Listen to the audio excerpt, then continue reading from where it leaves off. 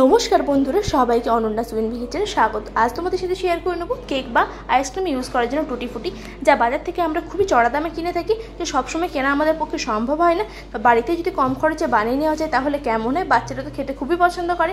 তার জন্য আমি এখানে নিচ্ছি তরমুজের খোসা। তরমুজের খোসা আমরা দেখবো ফেলিয়ে দিই, সেই ফেলানো জিনিস যদি আমরা এত সুন্দর জিনিস বানিয়ে নিই তাহলে কেমন হয়।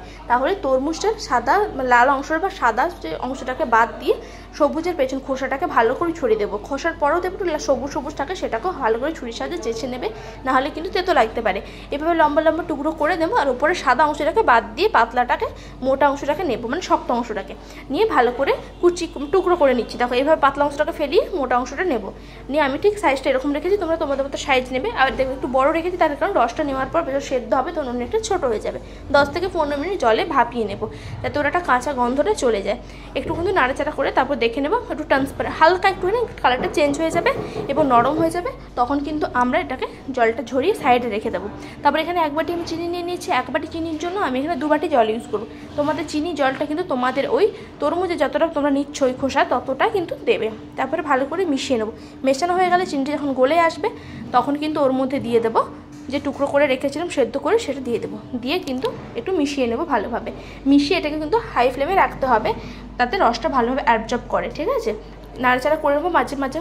তারপরে ওখানে দেখে নেবো কালারটা কতটা চেঞ্জ হয়ে, যদি দেখে মনে হচ্ছে ট্রান্সপারেন্ট হয়ে গেছে অনেকটাই, তখন হাতের সাহায্যে কিন্তু দেখে নেবো নরম হয়ে গেছে কিনা। দেখো কতটা নরম হয়ে গেছে, ভেতর পর্যন্ত রস গেছে। আর প্লাস তোমরা মুখে একটা দিয়ে দেখতে পারো ভেতর পর্যন্ত রস গেছে কিনা।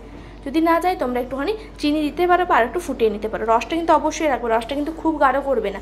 3টে জায়গার মধ্যে সম পরিমাণ রেখে দিলাম। আর এখানে ফ্লেভারের জন্য একটু দিয়ে দিলাম, যাতে কোনো গন্ধ না আসে, ভ্যানিলা এসেন্স একটু দিলে ফ্লেভারটা ভালো লাগে, না থাকলে নাও দিতে পারো তোমরা। এরপর ওতে দিয়ে দিচ্ছি একটা অরেঞ্জ ফুড কালার, একটা গ্রিন ফুড কালার, আর একটা আমি দিয়ে দিচ্ছি কেশর গোলা জল। তোমরা কিন্তু ইয়েলো ফুড কালার ইউজ করতে পারো এখানে। আমার এখানে কমপ্লিট হয়ে গেছে। ভালো করে রঙের সাহায্যে এবার এগুলো গুলিয়ে নেবো।